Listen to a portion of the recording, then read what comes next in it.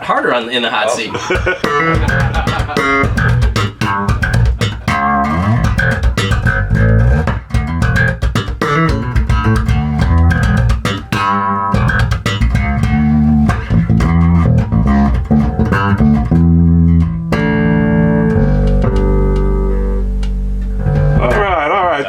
Thank you very much, man.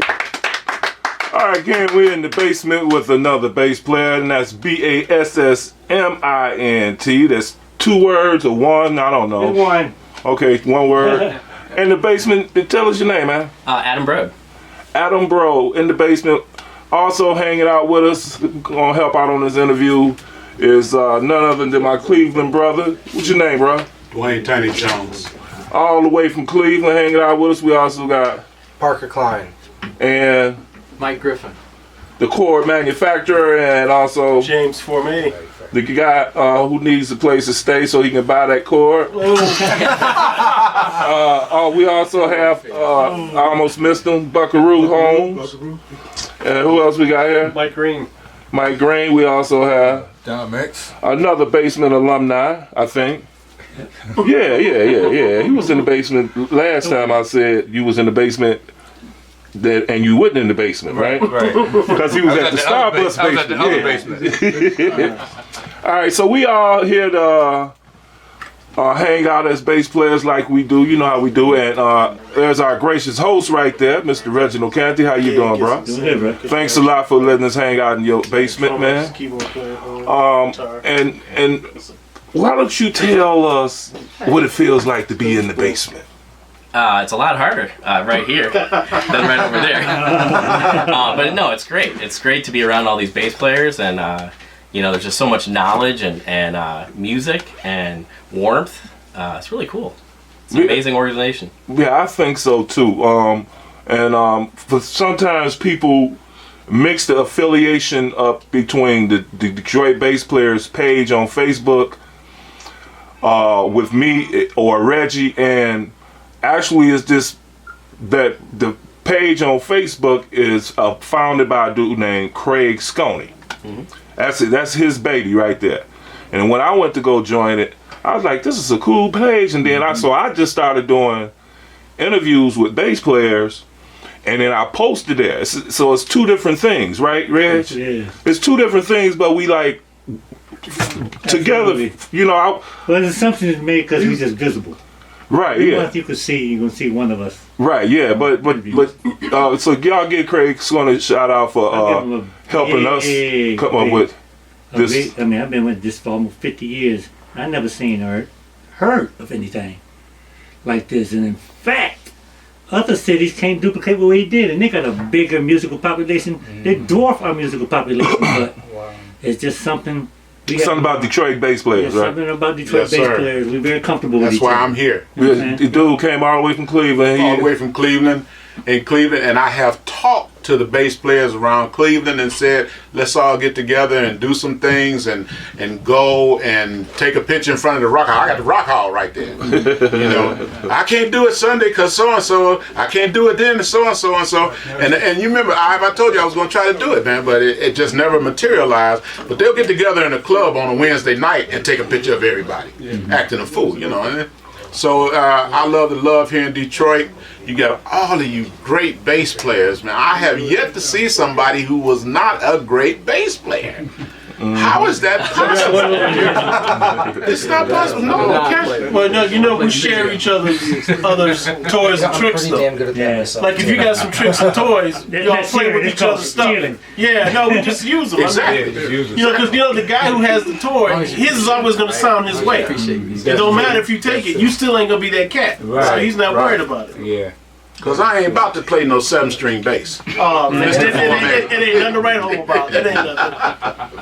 Okay, so all Well, these yeah, like you guys. said, it's amazing. Yeah, the guys chime in if you have some questions. Well, you know, my first question is, Yep. when did you start playing the bass, and why? All right. It was 1992, and I had played guitar up until then, and had stopped doing music for a while.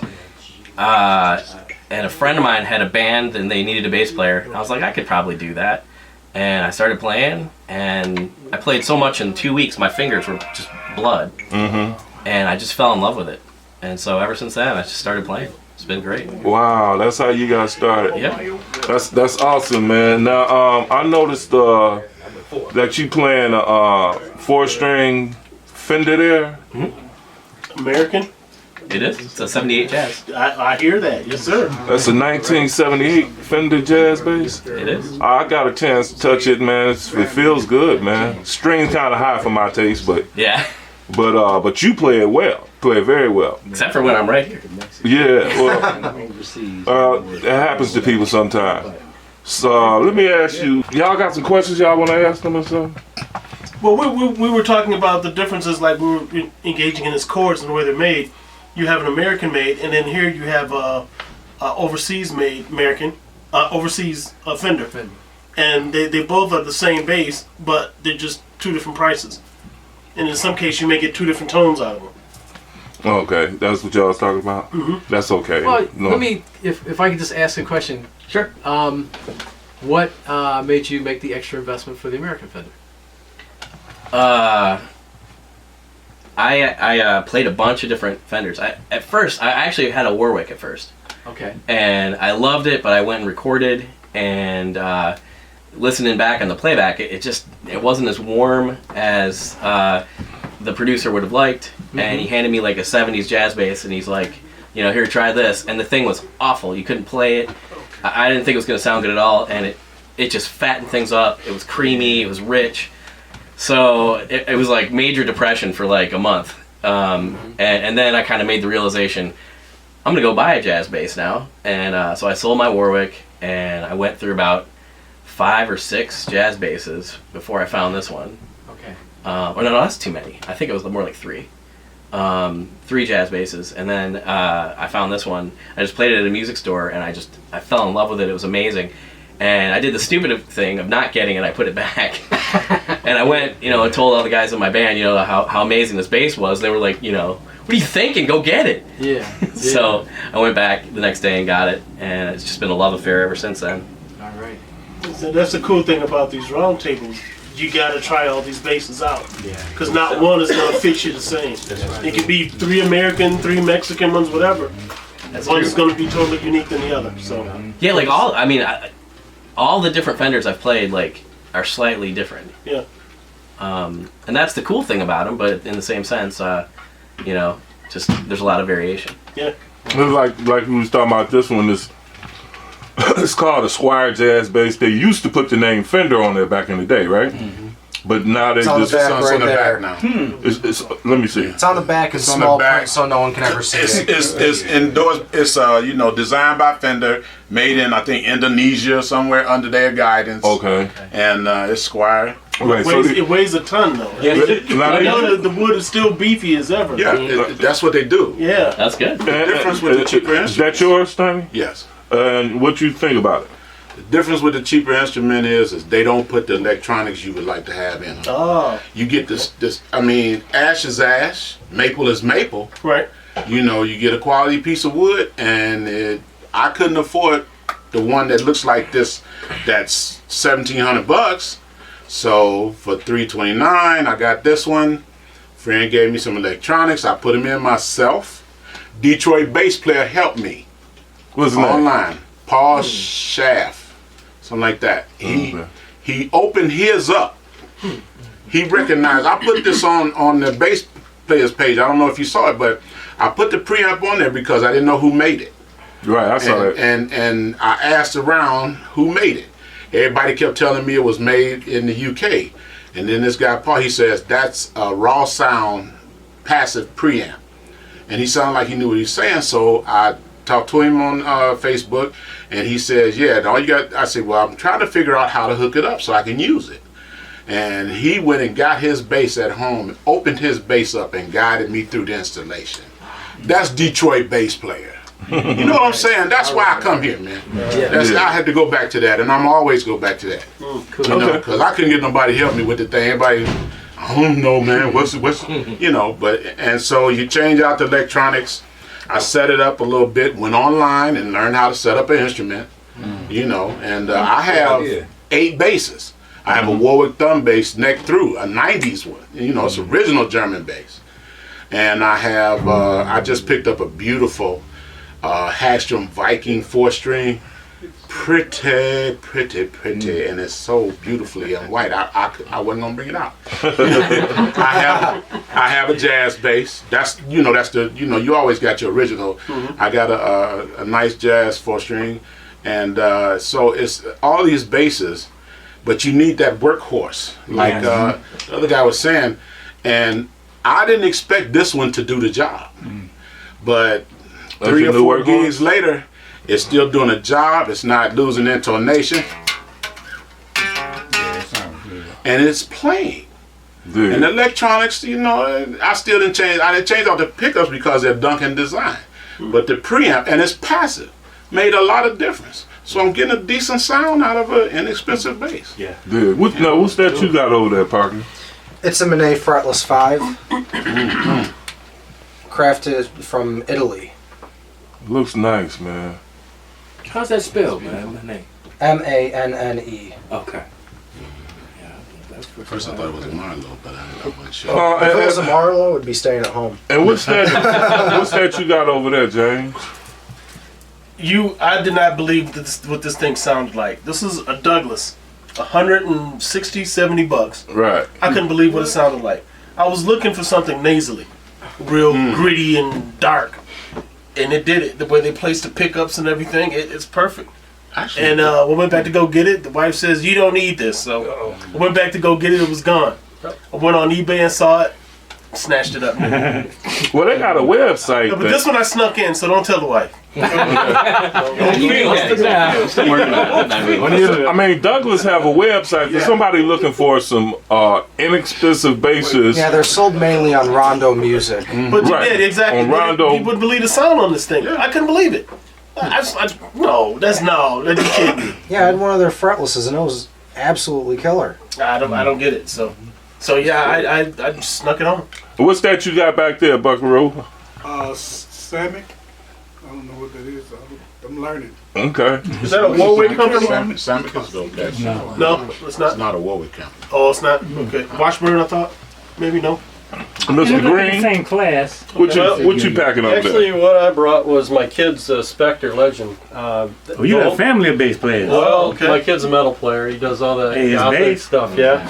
I And explained that's that so- sort of where I'm here, is because I don't have anything. I've been borrowing his for the last 3 years, and I come to find out what everybody uses here and what they think about different gear.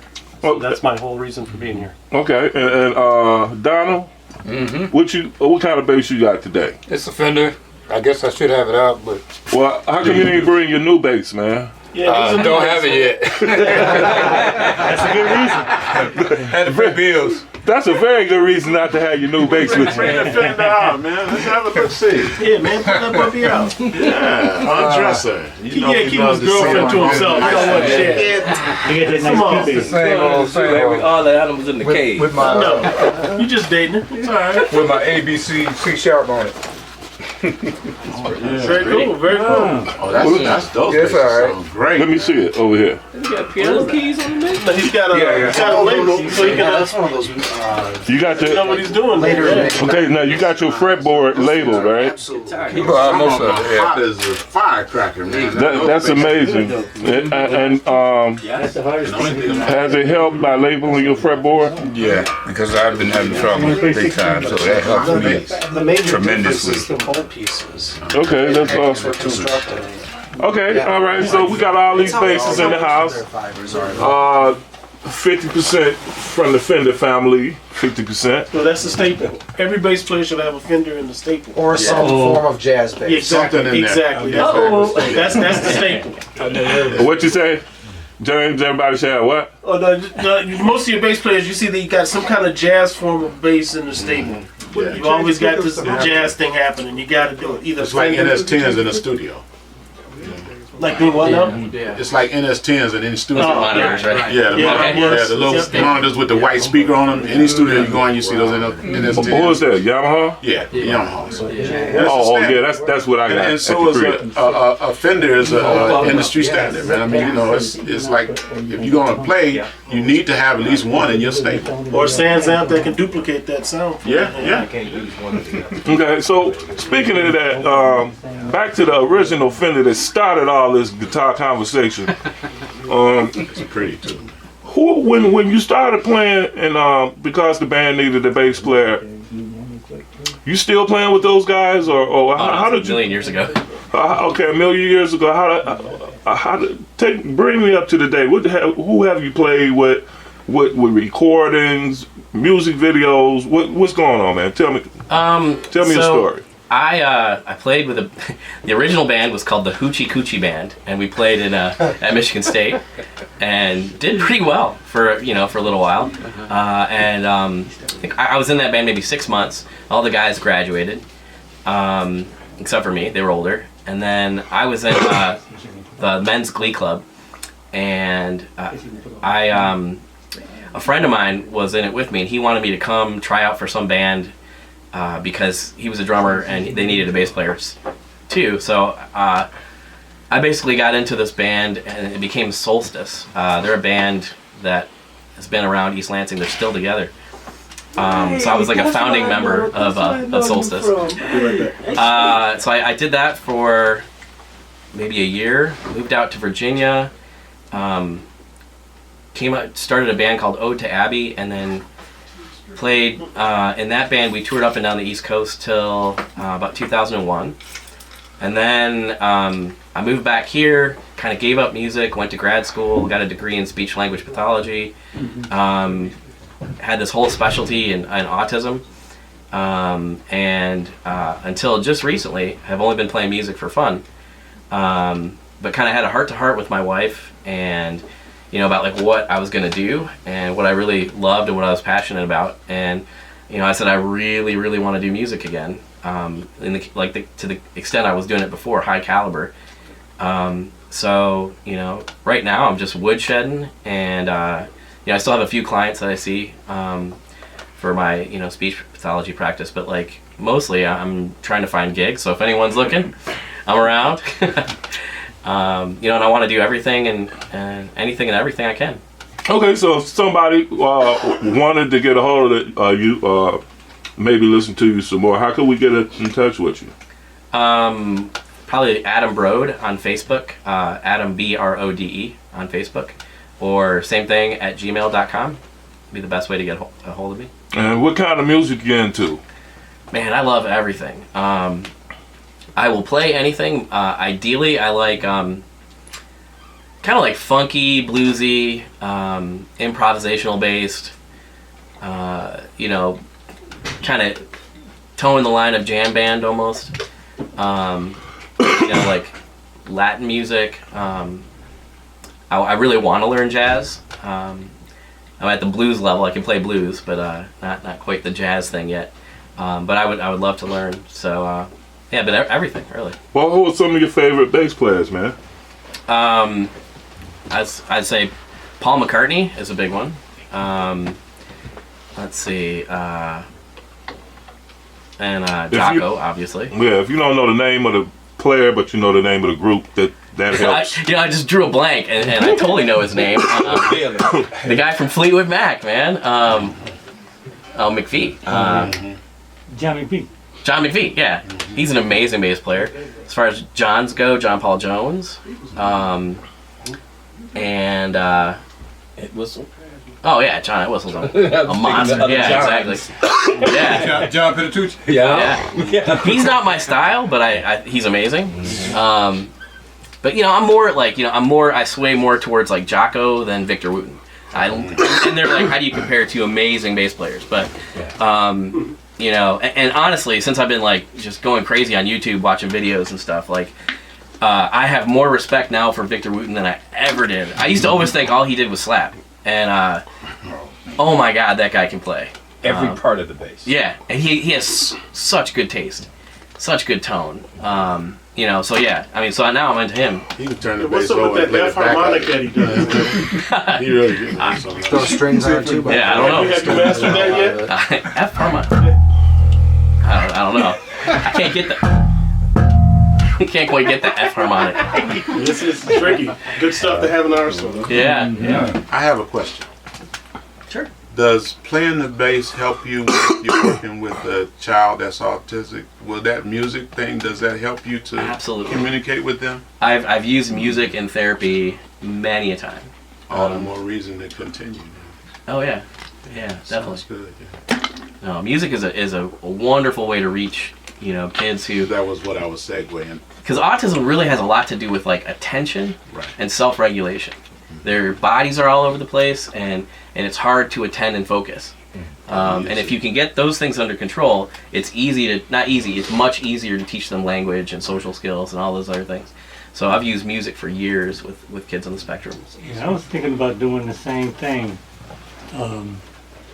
This guy that I'm working with, Dean Strong, we were talking about doing some performances at some of these assisted living homes. Because I know a guy that was doing it, and he showed me there's this one guy, he was totally unresponsive. He couldn't get no response out of his family or nothing like that. But he came in, he's a licensed music therapist. He's a bass player too. And he put the guy some headphones on and started playing some music that he knew he would recognize from his era, from when he was growing up. And he started moving his head, blah, blah, blah, started speaking, hadn't spoken in 20 years. Yeah, music is a very powerful And he was like stage 4 Alzheimer's. I mean, so he had no collective thought abilities. Sure. But the music was able to reach that little subliminal part that he'd almost had learned and forgotten. That's what they say. Ron Carter done forgot more about bass than you ever learned. It's the same, just the same principle. And I saw it. I saw it with my own eye. I was amazed. And his family was too, because boy, I hadn't spoken 20 years. But that's all it took. No, I mean, seriously, if we all had the time, we should all go and volunteer at like, Well, I did enough, man. I've contacted like 5 times. Yeah, assisted living homes. Or at least they're written, but I haven't had a response from either one of them. Wow, because usually they eat that stuff up. Yeah, I told them, I'm going to try. Can I interject? Sure. Don't you know how people, they stutter, but when they sing, they don't stutter? Yeah. I've actually done treatment for people that... That's crazy. If they stop singing, they stutter. But when they sing, it's just not even present. Yeah. That's amazing. It's because a different part of your brain is activated when you do music.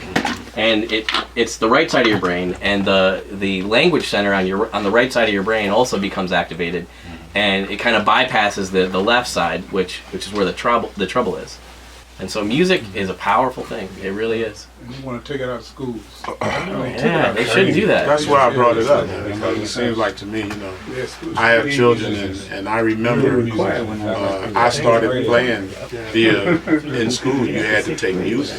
It was a part of school. It was part of what you did during the day when I was a child. And then they told me, well, your son can only get a music class once or twice a week. That's awful. And it just blew me away. Yeah. Yeah, no, it's important to do. It's really important. So I think music is it's like reading. It's fundamental. That's it. That's right. Well, anybody else got any questions for this fine bassist, Adam? What was the most difficult thing you had to learn playing the bass? The most difficult thing. You know how it gets stale to us sometimes. What was that? There's two things that were the most difficult. One was learning how to get along with people, I guess.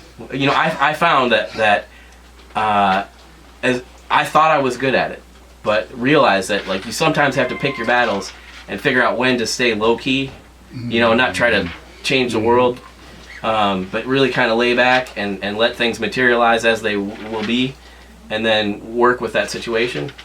You know, so kind of making the most out of every musical situation that I'm in, and not trying to, because my personality is to go try to change it.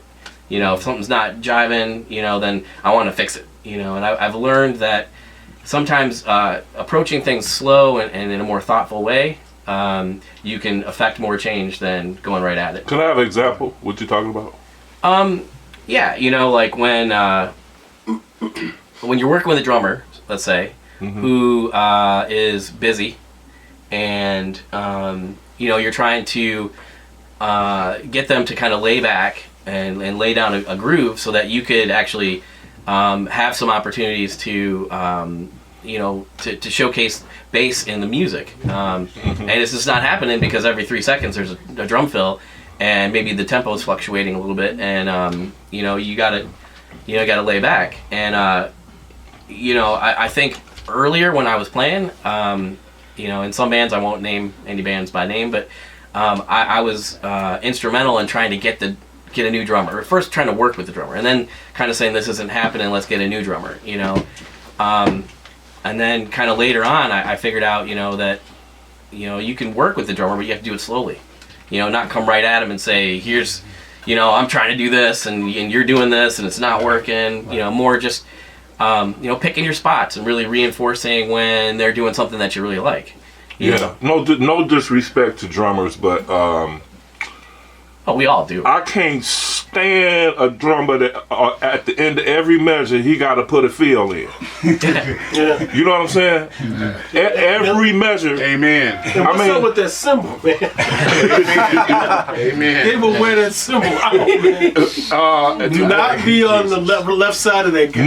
No disrespect to any drummers. I have to stress that, but you know, but like you say, some guys is so busy. And every now and then the bass player want to throw in a tasteful feel, lick, yeah. You know, at the end of an eighth measure, you know, but the drums are just steal all of it, man. I can't stand those kind of drummers.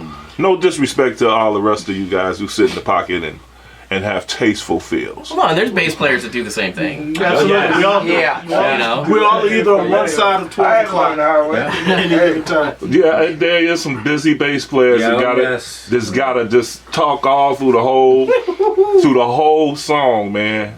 I don't know about those. I ain't seen none in here.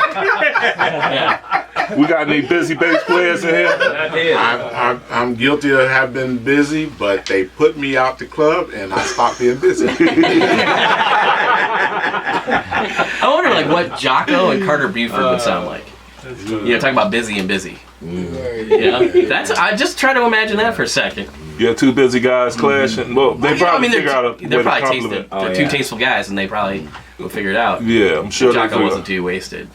Right. Has everybody ever introduced themselves to a drummer and just asked the drummer, just give me the bass drum and let me warm up to you, and that way you could dial in whether he's right or left at 12 o'clock, and then see if he takes off on you?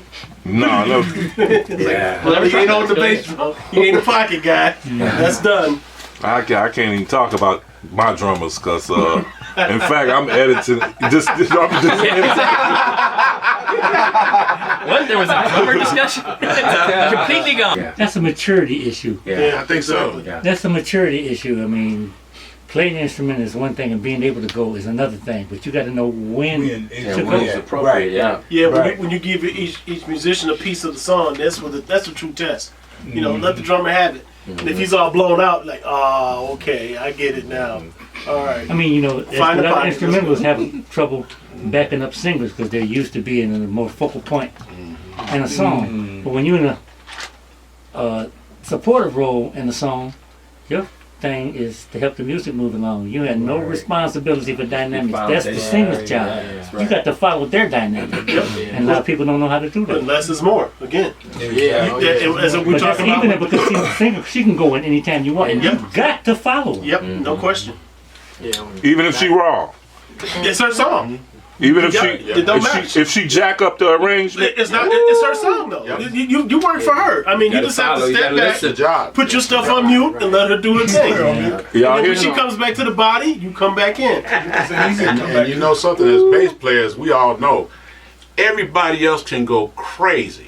Guitar players playing all kinds of, oh, I don't need to put this on. Okay? Well, no, wait. We got to keep it real. All Don't kinds edit of it. jazz chords in a Stevie Wonder song, okay, or whatever. And we know the Funk Brothers was jazz musicians, but if it ain't there, don't do it. Okay, but you know what? As a bass player, have you noticed you can't mess up? Everything is on the bass player. The bass player is the whole, you know, you say the drums is foundation. The bass player is the foundation of anything happening musically. And the minute you go off from what your job is, everybody's looking at you like, what's wrong with you? Is you crazy? Who threw the mud pie in here? Because everybody's leaning on you, man, like you the whole crutch. You the time. You know, You so gotta you keep time. and you Yeah, have keep to time. stay in there, right? Because the average drummer don't really keep time. But you keep So time and you gotta keep time. melodies. And when you try to tell them, I play eighth notes, I can't help but be on time. So if you get faster than me or slower than me, you done lost the time. Bass player's job is so difficult, man. It's but we love it, don't we? Yes.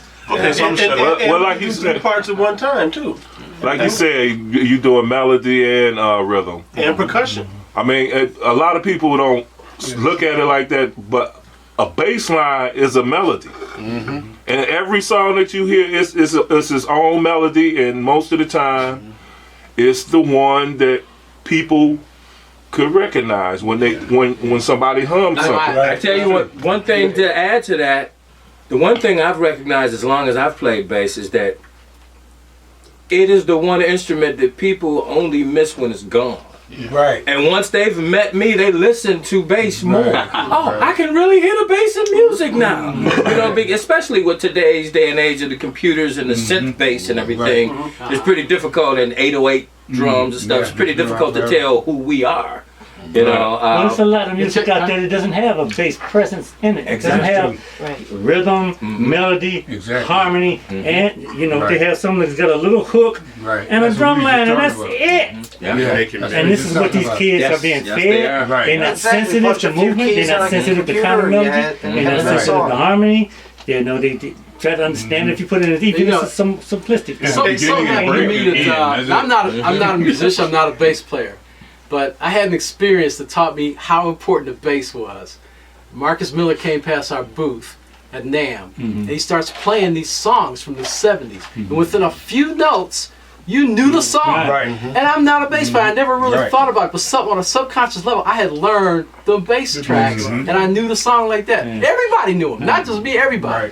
It was amazing. You know? That's it was a revelation to me. That's what the bass do, man. And well, now bass players are usually on time more than the rest of the band. So with the looper pedal, we'll open the show. Oh, it's on. It's on. We'll open the show. They're coming in late. We already got a thing going. You know, we got a 15-minute solo. We created the rhythm, the hook, the pop, and the percussion, and looped it all up. And then we sitting there grooving ourselves. So we hyped the crowd up. That's And Doug then they're Johns. coming in late, you know. I mean, Doug Johns, he doesn't need a band. You know, he's got a drummer, and then it's him doing everything. It's amazing stuff. Well, that's what the drums come in. Doug Johns is another Cleveland bass player, like my man here. So man, look, we ain't want to keep you, man. I knew you were going to say that. I was like, it's time for him to say That's his closing. all of this conversation, you know, about basses and stuff, you know, we try to incorporate that and stuff. And everybody's welcome to attend one of these round tables. Like my man said, when he first sit on the seat, it was a little hot. but it's A little hot. yeah, it's cooled down a little bit, right? Yeah, I don't know. Because you know we're gonna ask you to play us out. That's what I was just thinking that you were gonna say that. So I mean, anybody else got any questions for this fine bassist before I let them go? How about you, sir? Is there anything that you would like to say in closing, sir? You know, just in closing, it's wonderful to have a community like this. We are so lucky. You know, me just kind of getting back into the music scene, I met this guy, Nolan. I don't know if you guys know him. Nolan Mercer? Yeah. Yeah. And he's just like, yeah, you don't know about the Detroit bass players? And he showed me the picture in front of Hitville. And I was just like, wow, those are all bass players.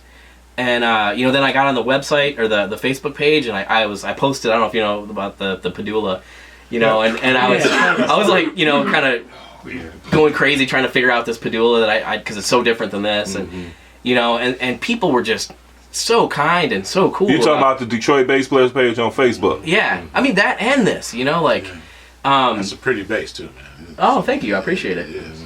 You know, and just people were so cool, and at one point I'm just like, you know, as supportive as my wife is, and she's very supportive, she doesn't want to hear about this. You know, I've got people I can talk to. You know, and they get excited about it too. Or you know, like someone's like, "What's your favorite bass line?" I'm like, "Oh yeah, this one." And they do get glassy eyed quick, don't they? Exactly. So you know, honestly, we're lucky. I feel so blessed to have been able to meet you guys and be part of this. And here I am in the basement. I didn't know I was going to be in the basement. You know? That's cool. BASSMINT. Yeah. Okay, well, man, how about just letting us hear that lovely Fender Jazz just a little bit more? Ladies and gentlemen, Mr. Adam Brode. That's right. Okay. I don't know if I should try that. That's some Jocko, right?